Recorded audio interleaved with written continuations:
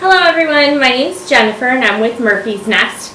Now you may have saw the opening where I said we are going to do Scrabble tiles. Now these right here are a couple of them that are going to go with that whole board that I actually showed you a picture of. So first what you need is wood tiles. These are about 1/2 inch thick, but when you go to the store I use a 1x8 by 8. And then I came home and cut them down to a 4x4 size. So it's a perfect square. Excuse me. So basically when you're done and you get them all cut down, you want to use a sander or a hand sander or just a piece of paper and sand the edges. You want to make sure these are nice and smooth so when you go to stain them or paint them, the stain will absorb properly and you won't have it looks like a stippling effect, so you don't want that on the edges.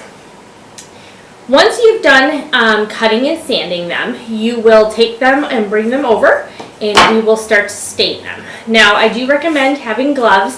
I don't know about you, but every now and then I'll put on a little more stain on one that I might have missed and I won't have my gloves on and then it gets stuck in my fingernails and it's just a nightmare. It does not look pretty. So make sure you have gloves. And I do recommend that you have just a dirty old rag. This was an old t-shirt that was cut up. If you go to the Home Depot or somewhere else, you can buy them in bulk so you don't have to worry about if you don't have one at home. Now this stain is a new stain that they just started. It's actually called Varathane. It's a little hard to see because there's some staining on it.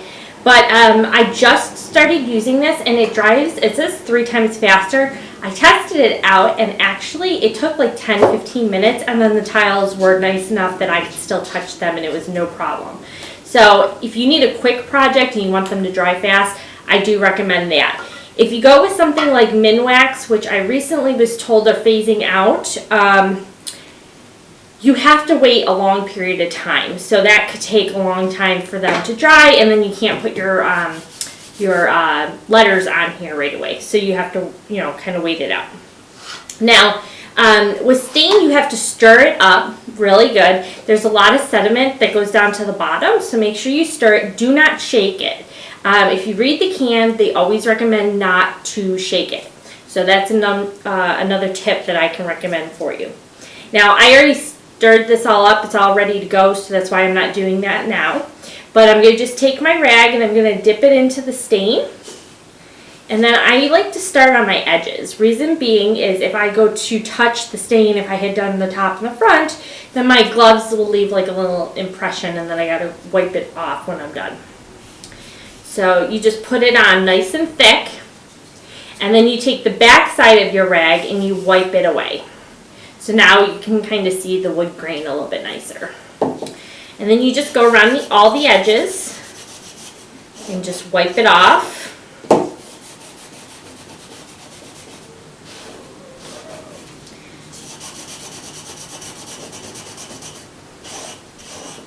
Okay, so now I got all my edges done.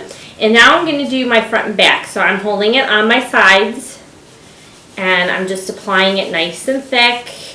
And then I'm going to rub it off with the excess of the rag. See how pretty that looks? You can see all the wood grains. It's really nice. This one has really nice veining in it. That's what they consider the wood grain. So I'm just putting this on. And like I said, this is only going to take maybe 10-15 minutes to dry.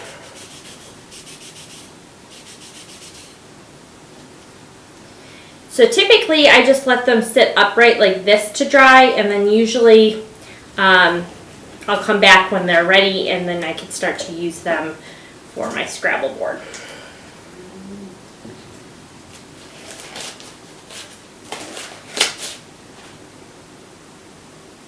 Now, just to skip ahead a little bit, I actually use my Cricut. If you guys have a Cricut, that is one of the best things to own if you're going to be starting off a craft business.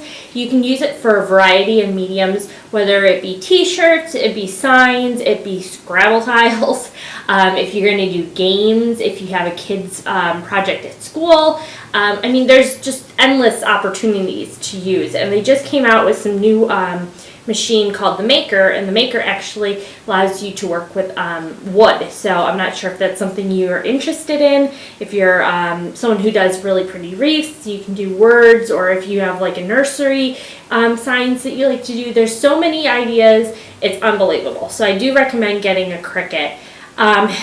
So if you don't have a Cricut, what you can do is for the letters, you can stencil them.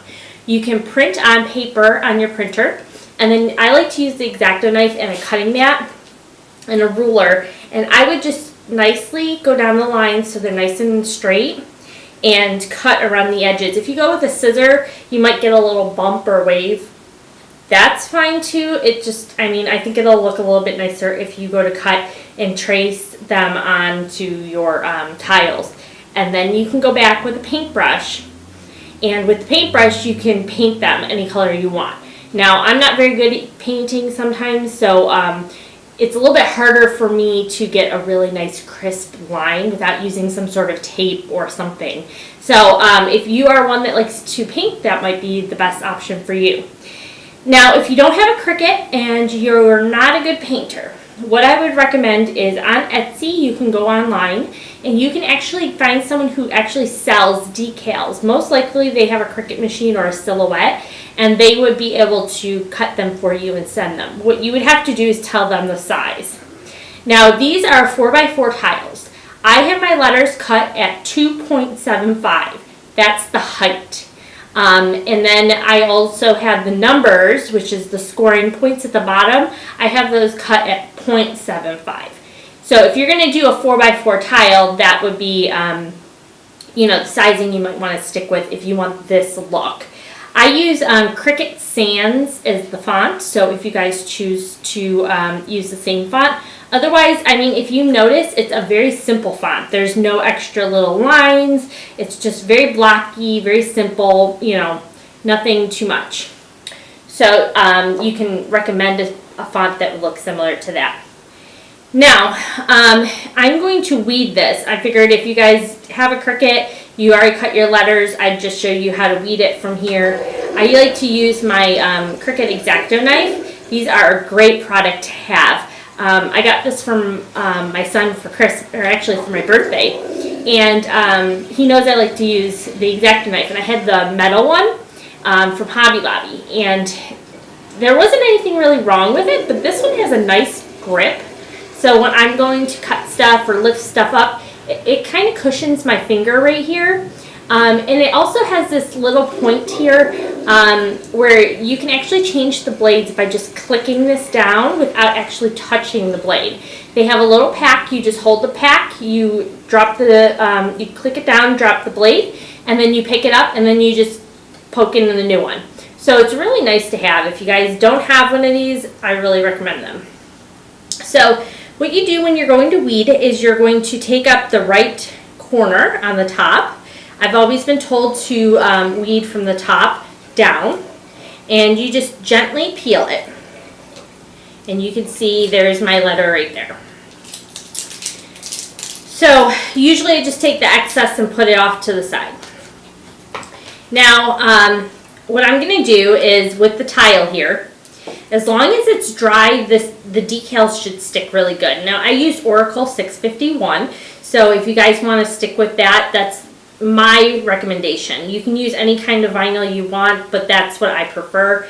It's made to last 3 to 4 years with no signs of fading or peeling or anything like that in any kind of element. So that's why I like to use it.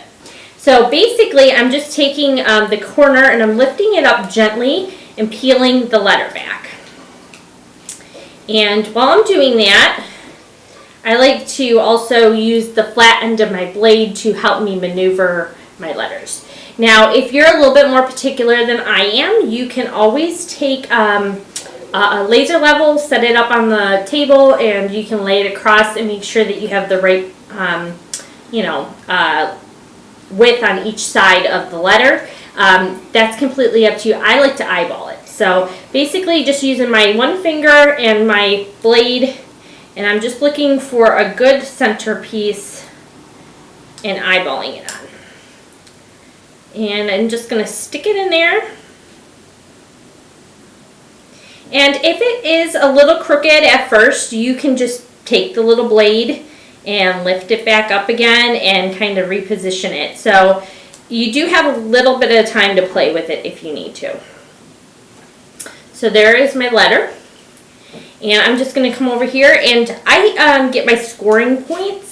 You can get them one of two ways. I have a Scrabble board game in my son's closet, and I actually just pulled out the tiles and I wrote them down on a little cheat sheet, and I keep it right by my computer so that way I can see, okay, letter E is only 1 point, or say this one's letter V, this one's 4 points. So then you got accurate point information if you are going to be hanging these. So I'm just going to take the E and I'm going to put it right down here in the bottom right hand corner. And there you go, we have our Scrabble tile. So the one that I had started on already, I have finished all the tiling yesterday and I wanted to make sure that I had them all ready for you guys. Here's a few little things you might want to know. When you're taking orders for customers, if you choose to sell this, you want to tell them that they can actually put these hanging on the wall with command strips. You can get a 6-pack for about $2 and some change at Walmart. So they would just have to make sure they count how many tiles they actually need in order to hang them. The best way for that to work is so that way you don't have to put holes in your wall. And they peel away, they're supposed to peel away nice and clean so it doesn't pull the paint or the drywall back when you go to remove them. I have a funny story real quick I'll share with you. I had a customer tell me her son actually was going to college and they're not allowed to nail into the walls. So that was a perfect opportunity when she wanted to do the home letters to put the command strips up, because that was the best way to hang them. They do come in, I believe, 1 pound, 2 pound, 4, and 8 pounds. I don't think there's a 6. But anyways, these are so lightweight you wouldn't really need much more than a 1 or a 2 pound. So I wouldn't even worry about the weight on them. So basically what you're going to do is, I have my letters here, and you're going to kind of just play it like a scoreboard. Now the customer that ordered these wanted the word family, I believe, in the center. F-A-M-I-L-Y. Now you can choose to put gaps in between, or you can actually put them nice and close together like I am. Whatever works best for you. It's all going to be a little personal preference. She had the word love, and I believe the love was going off of the L. So we're going to just put that right here. Best thing to do is to lay them out on a table or the floor before you actually get ready to put them on the wall, so you know where they're going to go and how far and how wide you need your space. So this is the H, and I believe that was going to come off of the M. So let's see here. So basically, you just kind of put them together like a puzzle, and you got your words. So another thing, if you were getting ready to sell these and you want to advertise, I would tell, when I do my initial question and answer section in my messages, I usually ask my customers to sketch out how they want them to look. So basically do exactly what I'm doing, but on paper. So you might want to tell them to sketch it and then send you a picture. That way you know what you want. Actually, let me start over. You know what they're going to want, and then you can recreate it in that format. And when you get ready to finish them and send them a finished picture so you can ship them out the door, you will know if you're missing a letter. Because like say if I had done all these and I didn't know that the O was missing, I'd be putting them all together and I'd be like, oh no, I'm missing a tile. So that kind of will help you there. Now, I've done the word home, H-O-M-E, and I actually, let me grab this right here. I got these, and I did the Buffalo, because we're from Buffalo, New York area, and so these are selling like hotcakes.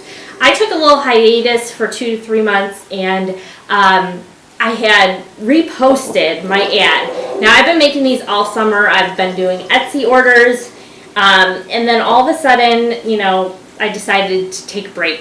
When I reposted, I got over 30 orders in less than 24 hours. So it was a big hit. Now, I don't know if it's because it's the timing and it's like mid-fall and people are thinking for Christmas gifts, but I really highly recommend doing a sample of these. And you don't have to do the buffalo. Switch it up. Put a state in there, or even put a bear. If you're going to do like a kid's nursery and you want it to be fun and cool, you can put a bear in there. I mean, that would be neat. And then you got that whole like adventure vibe. So just kind of keep that in mind. So just make a couple samples. Make sure your pictures are really nice. People love that. I also like to suggest presentation. If you're going to sell these and do them on Etsy or even a local order,